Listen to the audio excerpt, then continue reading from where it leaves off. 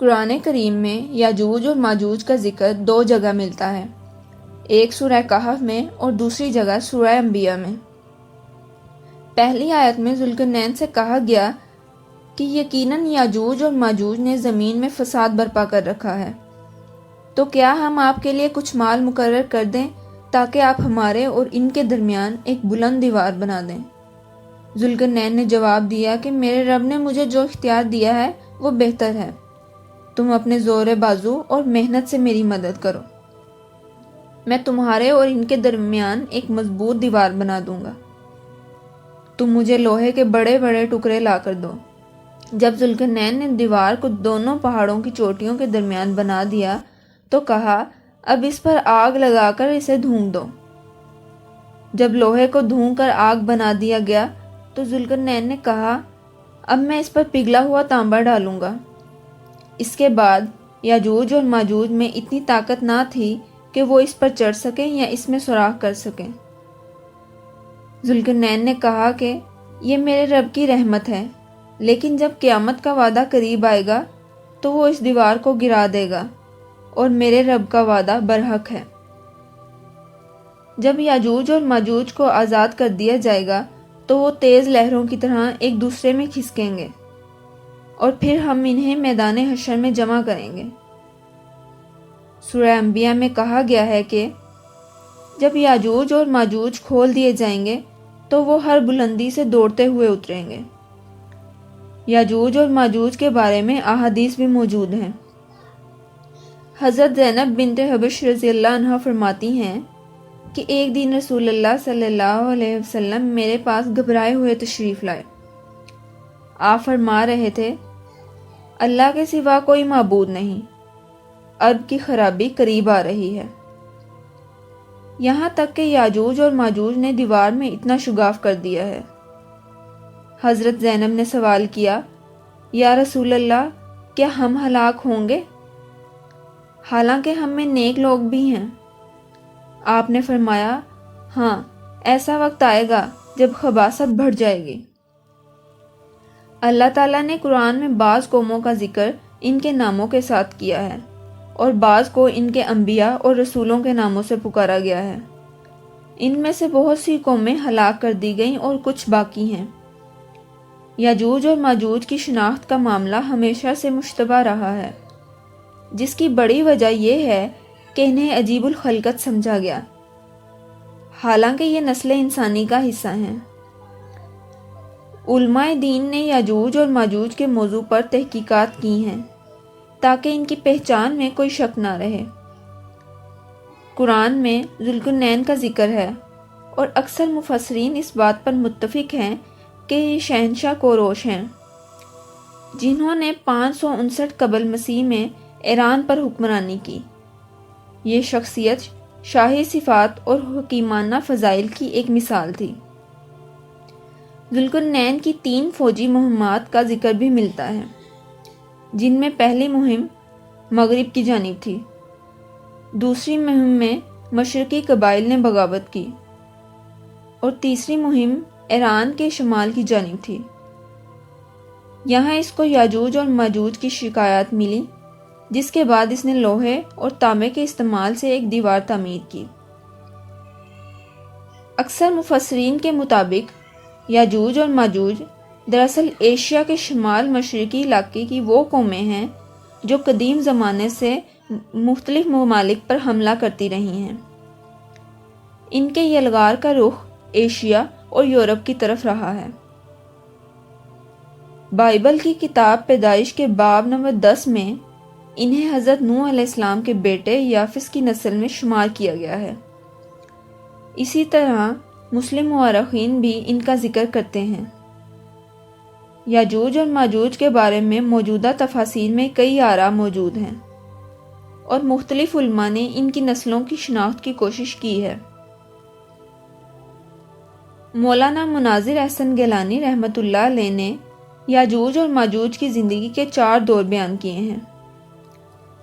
پہلے دور میں یہ زمین میں فساد پیدا کرتے ہیں، دوسرے دور میں ذوالقرنین کی دیوار تعمیر کے بعد وہ آپس میں لڑتے ہیں، تیسرے دور میں انہیں غیر اقوام کے ساتھ تعلق پیدا کرنے کا موقع ملتا ہے، اور چوتھے دور میں وہ قیامت کے قریب آزاد ہو جاتے ہیں۔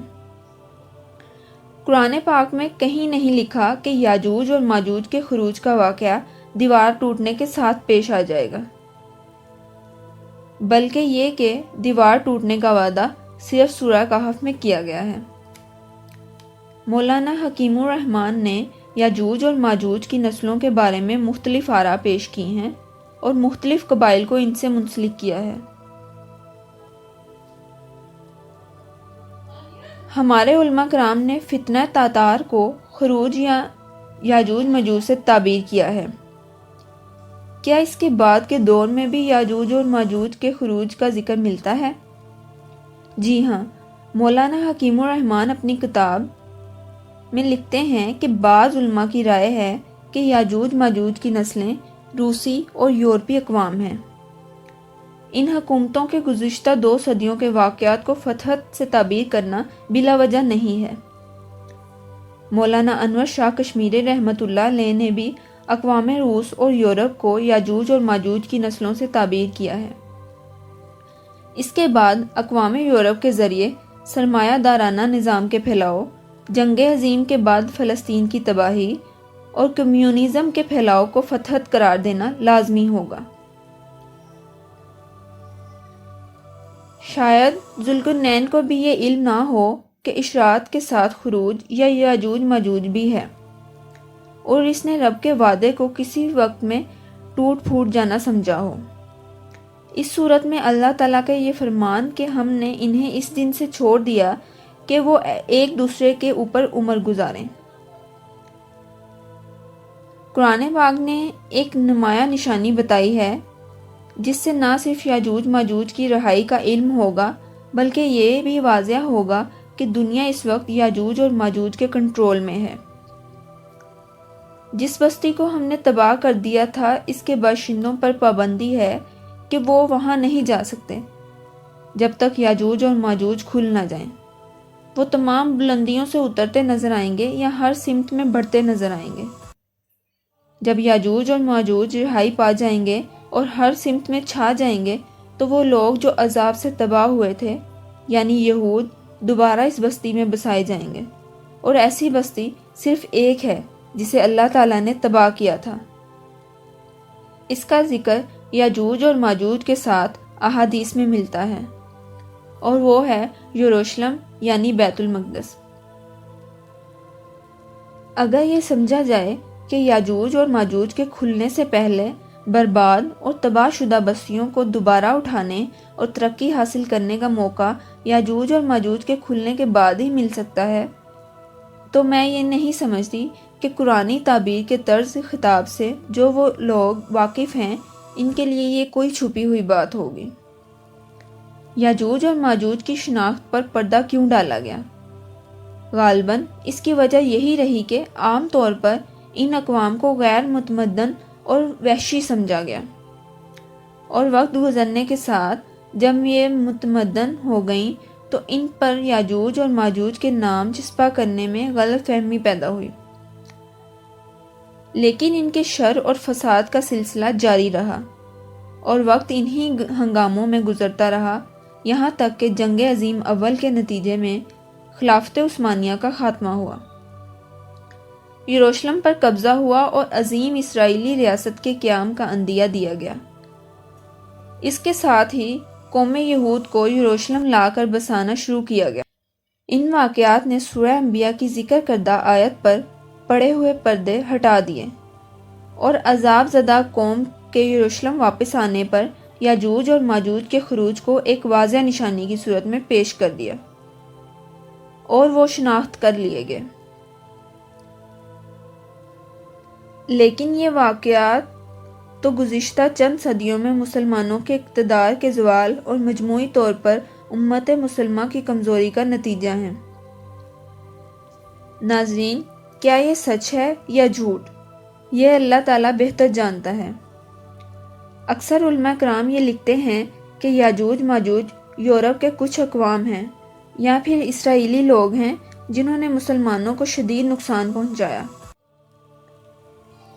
انہی الفاظ کے ساتھ ہماری آج کی ویڈیو اپنے اختتام کو پہنچتی ہے۔